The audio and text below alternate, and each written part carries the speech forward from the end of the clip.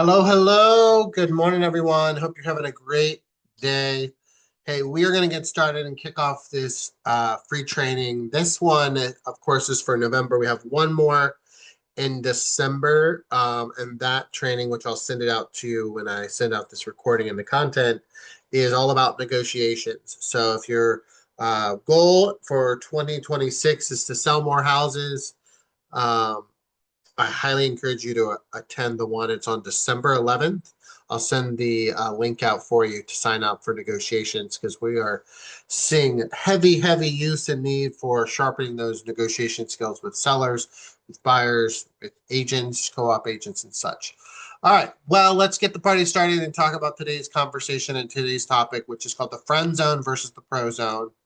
Um, this one's super important to kind of take a moment and be honest with ourselves about how we're approaching the conversations with our database, people that love us, people that have used us in the past, friends, family, and all that. Um, I think I'm guilty of it, so I'm not projecting to you, but I am guilty of, trying to be liked, right? And I want us to think about how we can stop being liked and start getting hired, right? So this training is all about you being the professional, which I know you're a pro at already, and still being friendly, right? And there's a fine line of that. So if you haven't joined me for a training session with me before, welcome. Uh, this is a free training that we provide every single month. My name is Drew Demery. I'm a father and entrepreneur. I am celebrating my 20th year in real estate. Love it probably more than I ever have in the 20 years. And I'm in my ninth year, about to slide into my 10th year of coaching real estate agents and other business professionals. So if you're looking to have a coach, hire a coach, I am here for you to have a chat about what that looks like in the framework of our independent coaching company called the Freedom Companies. We are an independent coaching company, so you can see all the logos. Call this like the NASCAR page. You can see we work with a lot of individual as well as team and brokerage logos. We don't see color, we don't see logos. We're neutral. So if you're ever looking for that kind of Switzerland neutral approach, we are it for you. Okay. So we're going to first start with this kind of staggering statistic that I came across the other day. The top 20% of agents count for 65% of closed transactions, and those top producers close at least around 26 deals a year. The bottom 80% of the real estate industry or the agents only close about 3.5 deals per year. I think those are very staggering differences, right? 26 deals versus 3.5 deals. One is very part time, not even sure you can even consider that part time. Um, and I know how hard you work. And so if you haven't hit 26 deals before, you may think, wow, that's a lot, or that's maybe farther than I've come currently. But it's all about your systems, it's all about branding, and the number one thing, it is all about you having this pro zone mindset, right? We want to build relationships, but we want to make sure that they know that you're a realtor. We want them to know that you professionally do this. This is not a side hustle or a hobby, right? So, what is the friend zone? Um, Obviously, we know that from like a romantic point of view. If you're dating someone or going on a date with someone, let's say you were in high school or middle school, you very quickly realized if you were in the friend zone with that person or you were ready to kind of date or go to the next level. I joke about that because real estate it kind of has the same vibe and same energy, right? You meet people that you connect with very quickly, buyers and sellers, and you realize, hey, they're going to be a referral or advocate for me. We're going to have a great transaction, and I think we're going to be lifelong um, people that can pass business back and forth. Um, but I think the true definition is friend zone is you're liked, you're trusted, but you're not hired or you're not referred.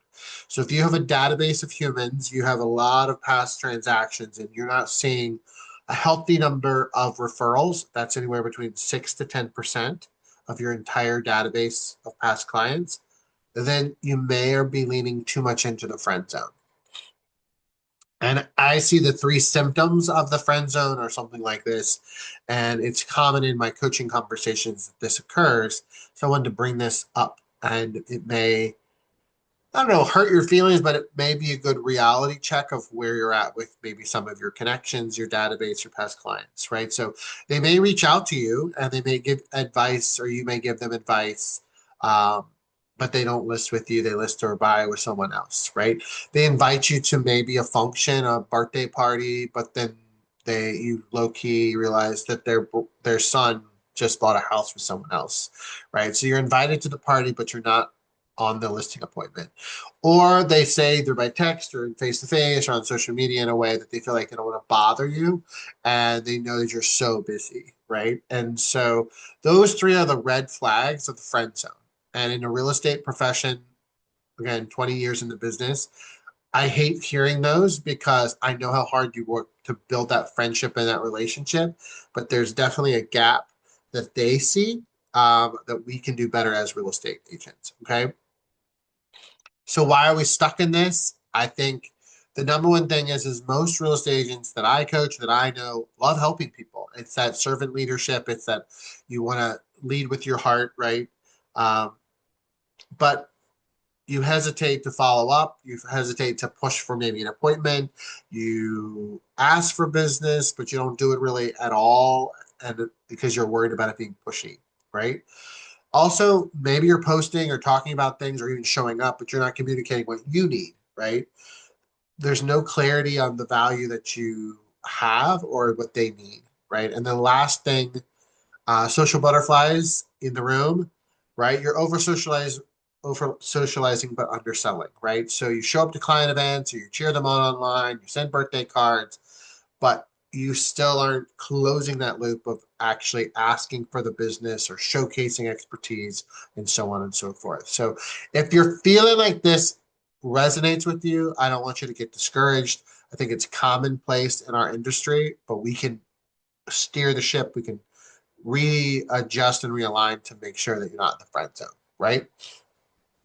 So before we go too deep into the actual conversations about how to have more effective communication with our database and past clients, I wanted to add this in here because I hear it all the time. Listing appointments with and buyer appointments, right? Consultations with friends and past clients.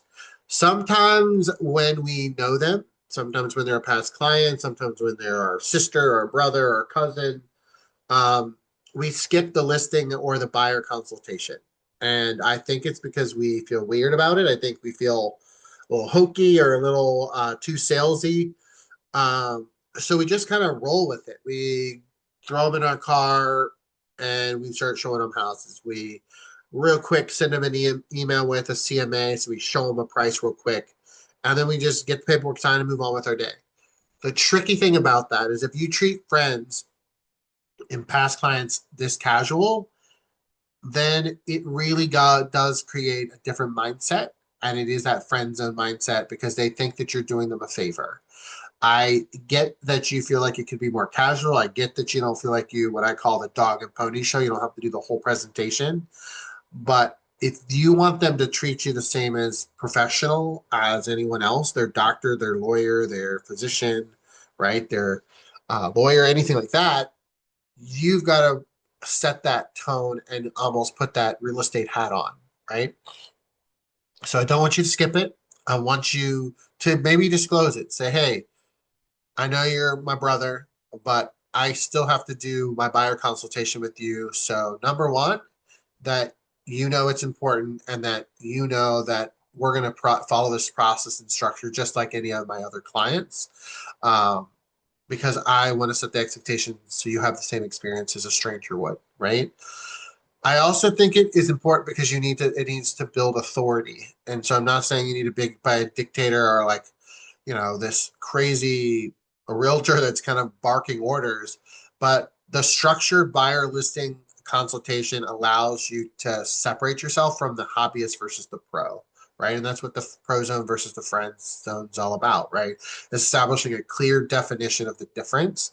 And I will tell you from personal experience, Sometimes friends and family and past clients can treat you the worst. They don't respect some of the industries. They don't respect some of the boundaries that you may or may have said. And so just be careful because you need to make sure that they and you take the transaction seriously. Still an exchange of money, it's still an exchange of time, and both of those are important for your relationships, right? So the last thing I would say about this, it's also an opportunity to show growth, right? So maybe you are working with a past client, you bought or sold a house with them 3 years ago. If you were to do that formal presentation 3 years ago and now you're doing it 3 years later, I know I'm a different realtor now than I am when I was 5 years ago and 10 years ago, right? So example of like since the last time we were working together, improve some of the process. Let me walk you through a little bit better of how I take care of my clients. I've taken it from a 10 and maybe to a 12, right? So I've really worked hard to kind of get some systems in place. Let me show you some growth, right? It also reinforces that you're not the same old friend, right? That you're evolving as a professional. So long story short, don't skip the consultation just because they're friends or past clients. It's going to throw you in the friend zone and it's not going to end well. And if you've ever had an experience like that, you know, yeah, I don't have to tell you. All right. So let's first talk about our conversations because what we say matters. Okay.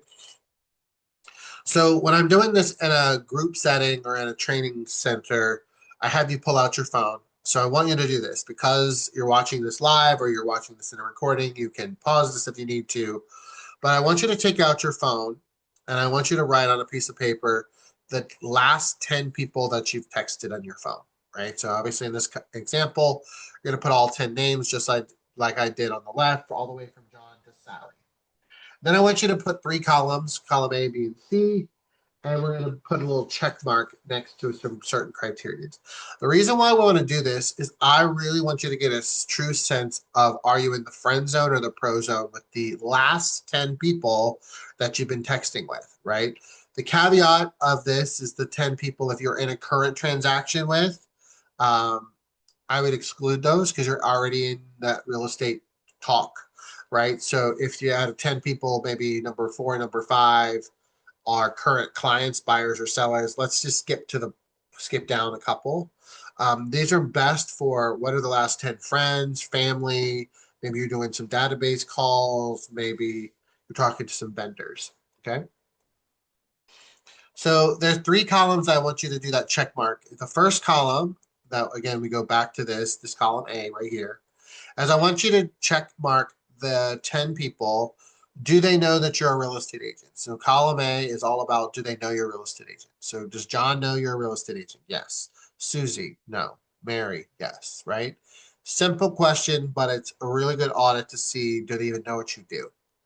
Then number column two or B is have they referred me, right? So this is column B, have they referred me? Doesn't mean the referrals work out, right? We get leads all the time that don't equate to a transaction or don't even equate sometimes to a response. But did they go through enough effort to send it to an email, send a text message, something to you that's like, hey, I've sent somebody your way, right? So column B is all about did they refer you somebody? Just the 10 people in your text message of your phone.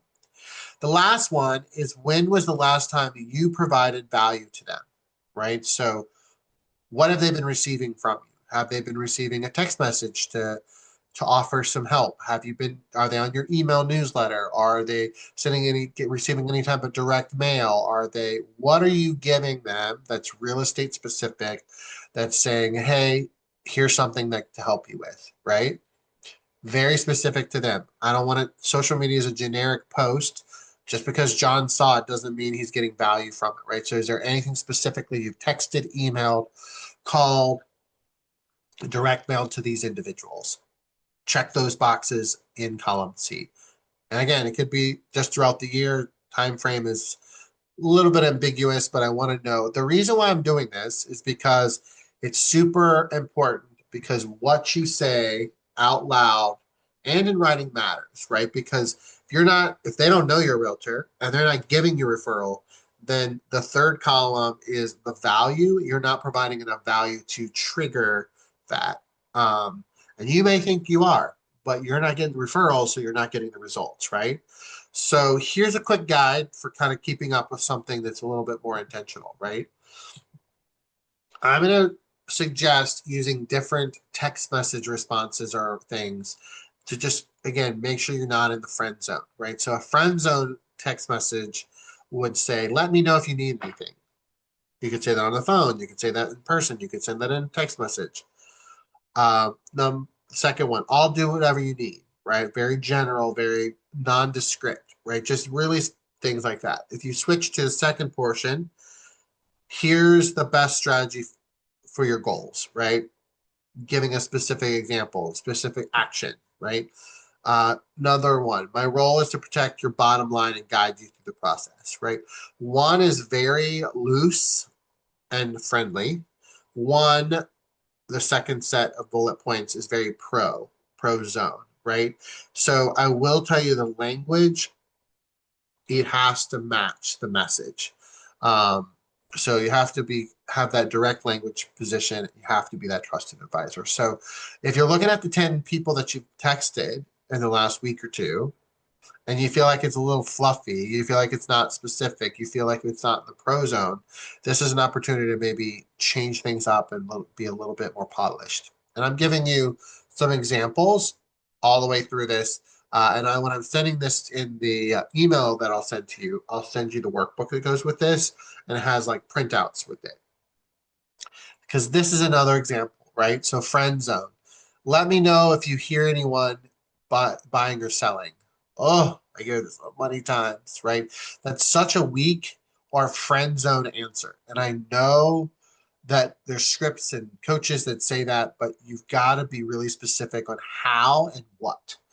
So this is the pro zone example. So instead of saying, let me know if you hear of anyone buying or selling, right? Pro zone is going to be, if you hear someone talking about moving this spring, would you connect us by text? That's the best way I can help them quickly. Things in this dissecting are really important. If you hear someone talking, not saying it, thinking about, not saying are, talking, right? People talk about real estate all the time, about moving this spring, a very specific time period, right? So if I'm sending this now, I'm going to say the first of the year, or I'm going to say it during the holiday season, or I'm going to say in the summer, right? Very specific. Would you connect us by text? Very specific instruction. And again, it's giving you the authority and leadership to do so. Prozone does that, right? Because how many people have said to you, oh, I had a friend that wanted a realtor and I gave them your contact information, they'll call you. And then we never hear from them again, right? So make sure you're teaching them how to connect you because that's a big thing, right? So here's some examples. I help statements, client story, make you feel gratitude, pair it up with a gift such as a pop by. Maybe you did a client event or you did a happy hour, and then a follow up after that. These are specific things that you probably, if it's not natural for you, should print off, keep, because if you're in your car texting someone, you're probably going to default to a friend zone phrase. You're going to default to a text message that is very friendly, but not professional in the pro space. Okay. I know it just takes that muscle to kind of work it in a different way. This is a little bit of a checklist. Again, I put this in the workbook because I want you to think about all the ways that you can bring value to your database, to people that you're working with, people that are in your pipeline, right? I post weekly professional content on social media. My social media shows a balance of personal and professional. So if I'm scrolling, am I only seeing your kids, your dogs, your vacations? Not, we don't want it to throw up real estate. We definitely want to see a professional post in there mixed in. Um, a statement, right? I help this many type of people. I have a goal of helping this many people. If you have friends, especially on social media, that are following you, they want you to succeed. They want you to win. But they don't know what your goals are. They don't know what you want to achieve if you don't put it out there. They're not psychic. They're not mind readers, right? Communicating consistently, emails, quarterly check-in calls or texts, equity reports, things like that, vendor referrals, 2 events potentially that you'll be doing per year. So this second is all about staying in front of them, positioning you as the pro, right? We're not going to go through all these, but you can read through them. It's super intentional, right? It's nothing here that is like, hey, hope you're having a great day. How's the family doing? There's much more intention than that. Okay. So super important that you kind of dig in, especially as we head into the new year, that you're more focused that way. So I often ponder and wonder, we do an event or we pop by a little gift, right? And then I hear agents say, or I've even thought it myself in years past, I'm not getting any referrals. I do the pop buys, I do the events, and nobody's referring me anybody. What am I doing wrong? So the first thing I want to make sure, and not to hurt your feelings, because it's coming from contribution and care, is you need to make sure is gratitude, you assume gratitude is loyalty, right? So they're grateful for coming to the event. They're grateful for you dropping this pop by. But that does not always connect to loyalty, right? So really make sure you are intentional about it, right? So I say they think they gave me wine for Thanksgiving, so of course they'll call me when it's time. But that's not what they think, right? So appreciation without communication leaves the door open. So that wine is not going to get you the referral. Just because the thought that counts and you dropped it off before Thanksgiving is not going to prompt their brain to say, oh yeah, my sister wants to buy a house, right? I think we assume that, but that's not how the psychology of our brains work, right? We also hide behind the gift, right? It's safer to deliver the cookies or the wine rather than to directly ask for the business. But if the clients don't even know what the referral system is, don't even know what the word is. Maybe they work at a corporate job and they don't have to refer anything, right? They work that traditional 9 to 5. You're gonna have to actually give them permission to hire you or refer you. You got to explain it in a way that they understand because they don't, if they're not in sales and referral based sales, they really don't know what that means.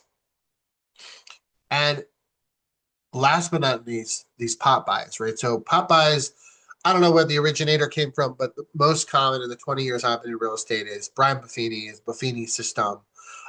We call it the Mayor campaign. If you've ever followed him or his teachings, I love them.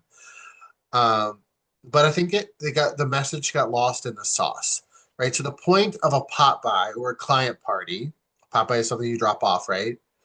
Isn't the cupcake or the raffle. It isn't the gift, right? It's the chance to remind your clients that you're their trusted real estate resource. So without asking for that, like verbally out of your mouth, out of the lips that God gave you, it's just social, right? You're just dropping off the cupcake, you're just dropping off the bottle of wine, you're just hosting a happy hour. There's no connection. So if you truly want to stay out of the friend zone, you're gonna have to be intentional. And I know that's where it makes you uncomfortable, but that's the connection. That's the glue that holds it all together. Because if you're spending all this time, effort, and money on pop buys and notes and events, and you're not getting referrals, the lost indicator is verbally asking for the opportunity, right? It doesn't have to be gross. You don't have to say it weird, but doing it in a way that brings it top of mind, right? So friend zone, pro zone, invisible zone, transaction zone. So I see this so often. I wanted to explain this. Transaction zone, the easiest one to spot to me. They hire you once. So if you have someone in your database that has bought or sold with you once, you're probably in the transaction zone. They haven't referred another person to you. They haven't used you again, right? It's a one and done. Very, very hard to build a long-term scalable business on transaction zone business, right? Invisible. They barely remember who you are. They don't send you referrals. They don't connect with you. They don't answer your calls. There's really no opportunity to get back in front of you. Did you sell them a house? Yes. But maybe they just needed you to write the contract and get it done, right? So they may not have loved you or liked you but you got the job done, right? That's an invisible zone that's tricky because you could be marketing to them all day long and they're not feeling love, right?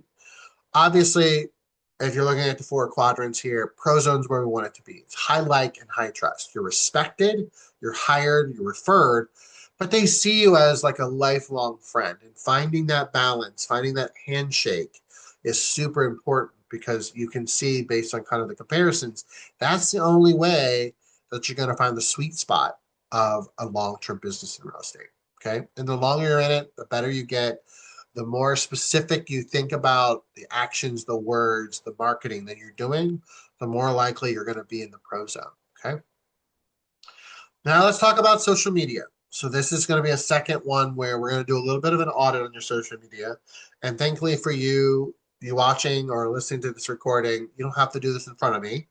I'm going to share my social media audit and I'm going to give you an example of things I'm doing wrong, right? As a coach, I think sometimes people think we got it all figured out. But I honestly learned just like you from failure more than I do success. And so I would challenge you to do this audit for yourself. Again, you could pause this presentation and do it real quick, but this is what it's going to look like.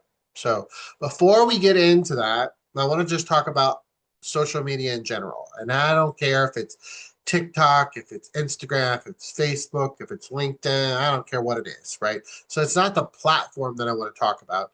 It's the misconception of this invisible line between the professional page and then the personal page, right? So let's just use Facebook as an example. I have a personal Facebook page, yes. If you create a professional page, it really is just a subset, right? You created a Facebook page, a professional page off of your personal page. That's how you have to set it up, right? For years, over the last 10 years, agents have done this crazy thing where they think they can have a professional page and post all these real estate things on their, you know, agent ABC brokerage webs social media page, and then they have their personal one where they can post their puppies and their kids. Well, I will tell you that in the last 10 years, the gig's up. People don't look at your business pages, they look at your personal pages. Now, don't get it twisted. You still have to keep up with your business page. It's like a website or the yellow pages, old school yellow pages. It still has to be there. So if there's an opportunity for a customer, a stranger to find you, they can see if you're legit, right? See if your value proposition, see your branding, see your kind of credentials, right? But you and I know most of our referrals, most of our past clients, most of our family and friends follow us in our personal page because they've built a relationship with us. So it's funny to me that we want to build a personal friendship with these past clients and database and family. And yet we tend to see like we can part the sea and have our personal be private and our professional be public.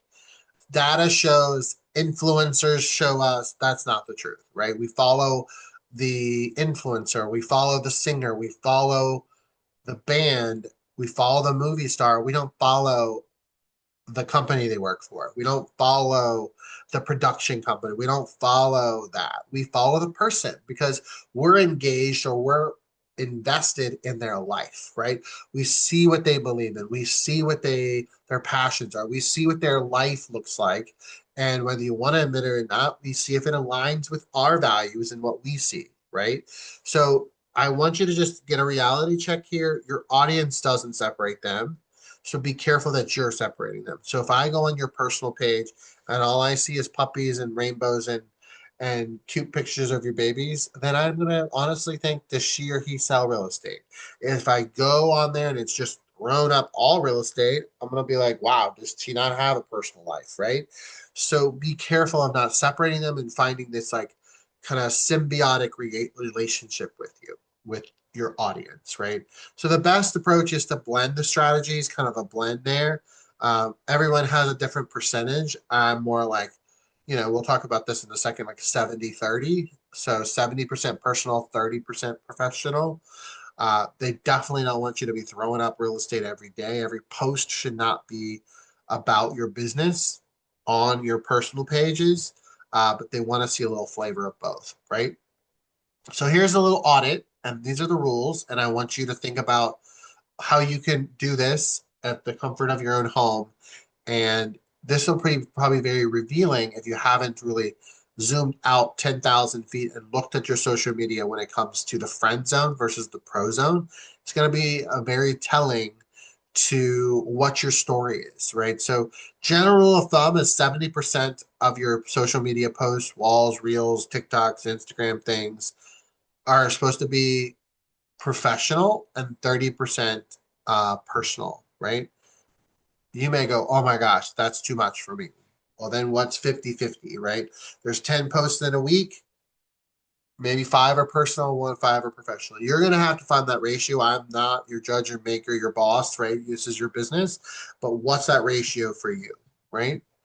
So that's super important. So this is an example of kind of a little bit of an audit for social media. So again, we're looking in this example of like 10 social media posts in a 7-day week, right? And that's pretty normal, right? So one a day, one or two a day, that's kind of a normal cycle of personal and professional posting. So if you're not up to 7 to 10 posts in a week, that's a benchmark that you need to kind of work towards. So I did this audit a few, like a month or two ago, and it was very revealing. So these are screenshots. So this is my personal life, all up on the screen, right? So the first thing I did was how many of these social media posts were value, so like professional, like I'm helping you get better in real estate or whatever it would be, and how many are personal. So if you look, right, one, two, three, four, five were personal, right? And six of them were value. So I did tips and tricks. I was like, hey, here's about coaching. Hey, here's, um, here's something about, goal setting, right? So my ratio is off, right? So the goal is 7 value, 3 personal, and a 6 value and 5 personal, right? So I definitely post more personal. So that gives me an indication is maybe I need to try to find that balance. Again, the more you audit, the more you kind of, because I think we're all guilty. We post stuff or we have this content and we push it out because we're doing our best to keep up with everything. And then it's not as effective because we're just not auditing that. It's kind of like football, right? If you play football, you or any type of sport, there's the plan, then you play the game, and then you watch the game footage afterwards, right? To see what you did well, what you did not do well. So this audit's the same example, right? The second part of this is clarity on the message. What we talked about earlier in this training is your words matter, right? So what is it you're trying to ask them? What are you trying to get them to engage with, right? So I want you to ask, are you asking questions, right?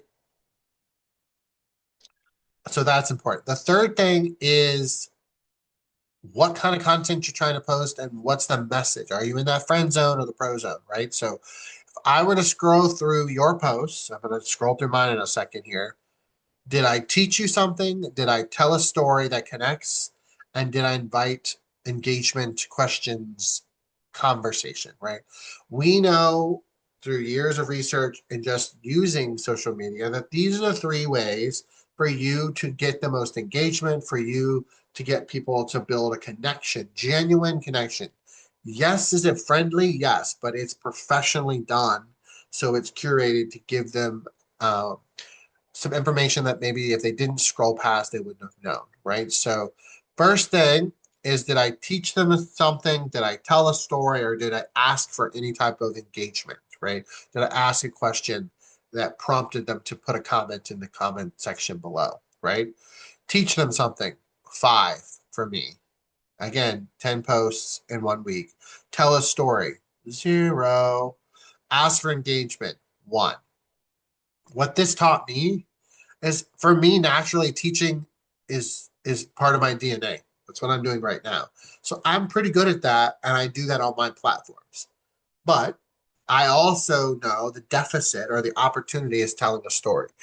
People engage with stories more than data, right? When I can communicate a win from a past client or a coaching client, or you can communicate when a seller getting a listing, getting their home under contract, and what you did to get to that point, that is more compelling than saying just sold or just under contract pending, right? Asking for engagement, huge opportunity, right? Asking people's opinions, specifically in real estate. Everyone wants to be a realtor. What are we doing to ask them their opinion? You may have your own opinion, but I hate to say it, but your opinion is mute connected to your friend zone versus the pro zone. You want to ask for that engagement so then you can either validate or question what their responses are so you can start to be really show up as the expert. Okay. So hopefully you seeing these two audits of my social media shows you that I'm not perfect, but it also shows you that maybe there's opportunity for us to figure out what the balance of the friend zone versus the pro zone is on our social media platforms. Okay. Always a work in progress, never perfection, but something to constantly be thinking about. Okay. Engagement, super important.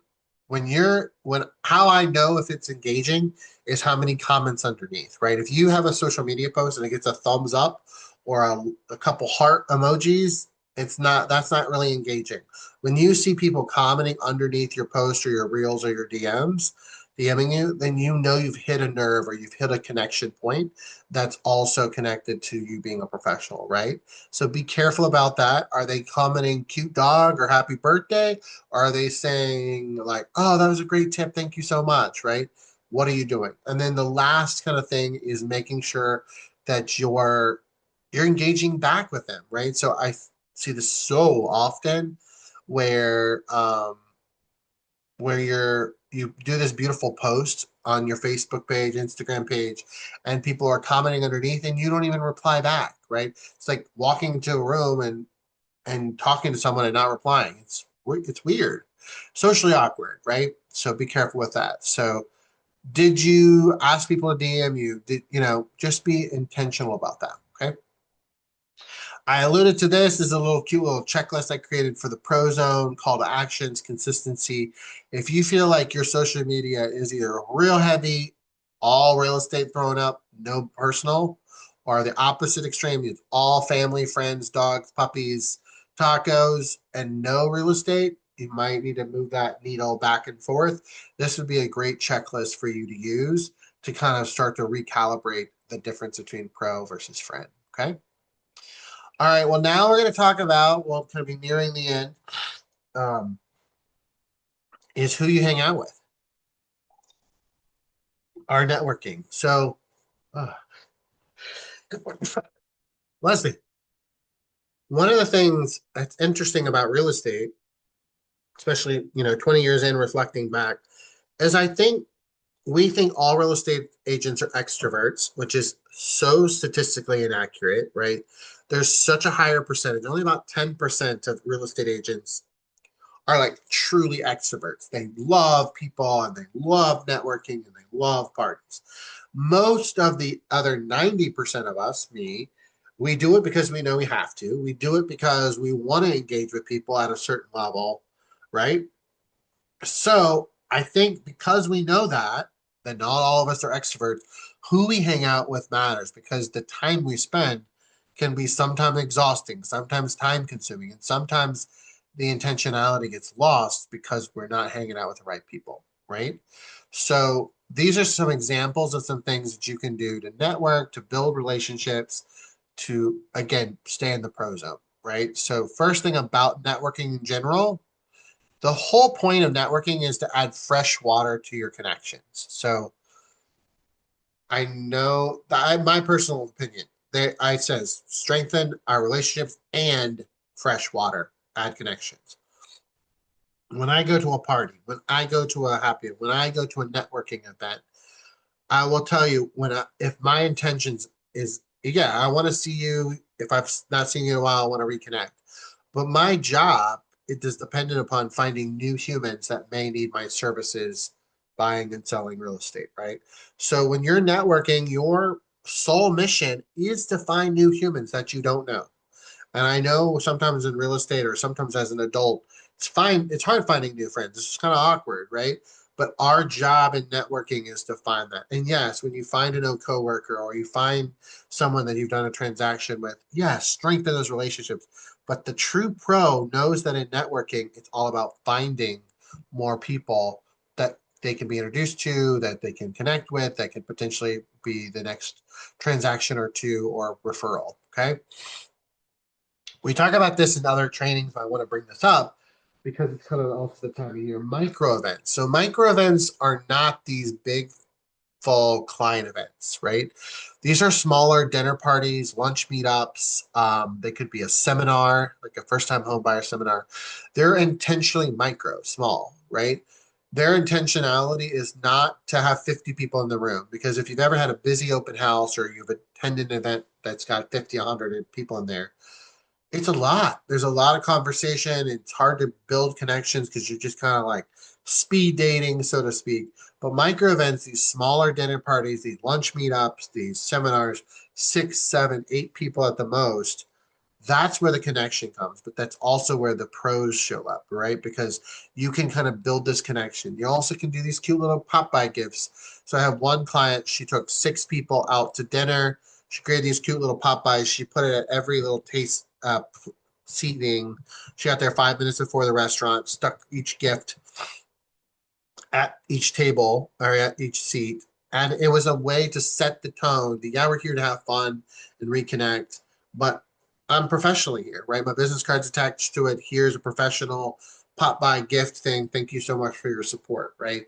So micro events are a way for you to still be friendly, but strike in that pro zone space that we know you can do. Client events, again, if I'm a solo agent, I've never done a client event. For some reason, these tend to be overwhelming. But I'll tell you, every agent that I've coached that I've kind of pushed through and got it done, they're like, oh my gosh, this was amazing, right?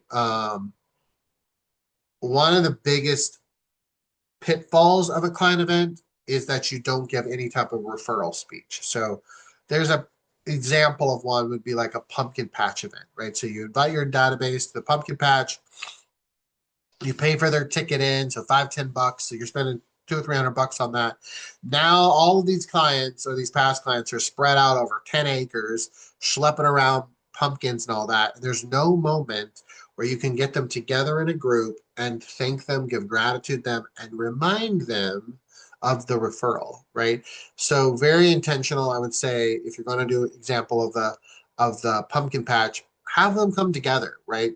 Maybe it's where you pass out the ticket vouchers. Maybe it's have you a little small happy hour, but everybody comes together in one space and then just standing up just like you're at a wedding reception. And it has to be simple and easy and not gross, but literally showing gratitude, saying out loud, thank you for coming. You know, the reason why I can do these client events, the reason why I have the longevity of my career is because of referrals.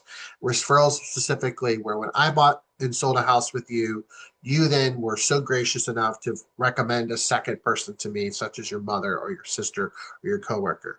The only way my business grows is if you refer me a second or a third person. And I want you to know that this is just one example of this client event to show gratitude towards those that are doing that. And I appreciate that, right? You've got to show and ask for it. You got to tell and explain. Just giving them a ticket to the pumpkin patch is not going to give you the referral. It's just going to give them a free pumpkin. Okay. Popeyes, we talked about a little bit, but my pet peeve is we don't knock on the door and just go. It's not a drive. It's not a drive by, right? If they're not home, if you don't want to knock on the door, text them a photo. Hey, I want to make sure you got this. It would even be better like, hey, I'm going to be in your neighborhood around 3 o'clock today. Want to make sure I drop this item off for you. Will you be available? So this preemptive text that's I'm on my way to drop something by, or the exit text, which is, hey, I dropped something off. Want to make sure you know it's on your front porch, right? What that does is allows you to open the door for professionally for you to start using a text message or a dialogue or conversation on, hey, I'm your realtor. What do you need? How can I help? And oh, by the way, I need a referral of your closest humans, right? Wow moments, I've talked about this maybe in other trainings, but huge impact. Wow moments are not pop-bys, not client events. This is when life shows up, when life happens, right? So I had a client recently, her cat died. Just popped in something on Etsy, have it sent to her email, sent to her house. When she receives it, I'm sure I'll get a text message. And even if I don't, it doesn't matter, right? Loss of a family dog, cats, new baby. I've even sent a divorce candle, which is kind of funny, right? You got to realize that the pop buys and the client events you're in control of, right? It's an invitation from you. When you come out of the left side of the field saying, hey, I see you. Hey, I see that special moment. I see your kid graduate college. I see that your pet passed away. That wow moment connects not only your friendship, but hey, I'm here. And when you need me, I'm ready to be your realtor, right? And also insert the damn card. Yes, their cat or their dog or their kid graduated college, but throwing in the business card doesn't hurt because it's not coming just from Drew, it's coming from my real estate company. And that is important to, again, connect the dots. Okay. And last is direct mail. It is not dead. In fact, there is so much data out there that direct mail is directly connected to people that are selling their home, not buying. Often they do both, right? But they sell. So if you're a person that wants to have more listings for the next year, if you want to build a stronger connection with your database and show them professionally, touching and feeling and seeing as a professionally well done real estate marketing piece, that's where the pros show up. Okay. And emails, I don't even want to talk about this because you should be doing this. It should be standardized. One email minimum every single month needs to go to your people, your past clients, your database. Figure it out through your CRM, MailChimp, Constant Contact. Doesn't have to be the 10 commandments, right?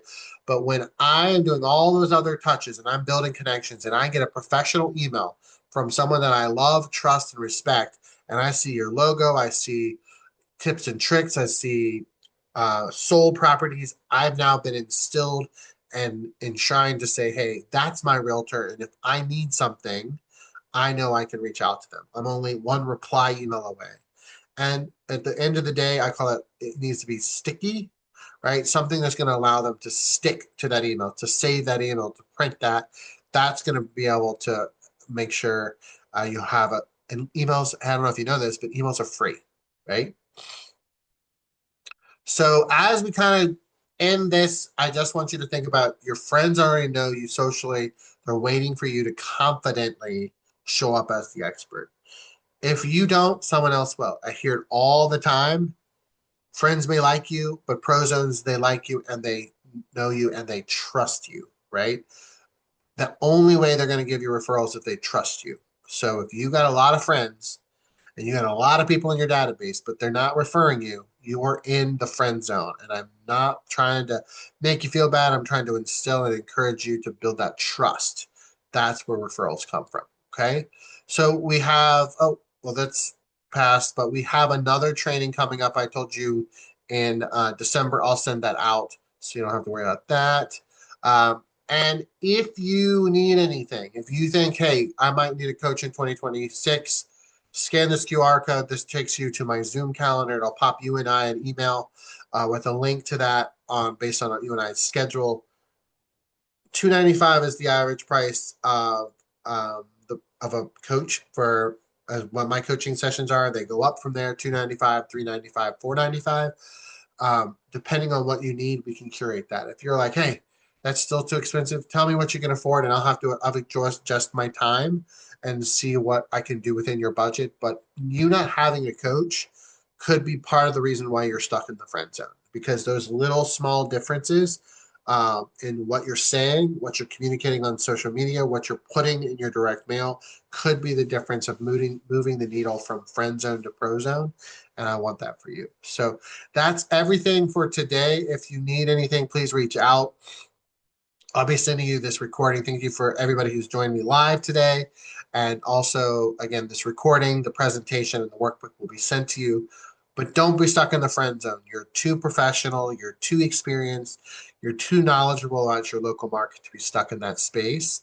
And you deserve it, right? Stop being liked and start getting hired. It starts today. So have an amazing day, and I'll talk to you guys soon. Bye.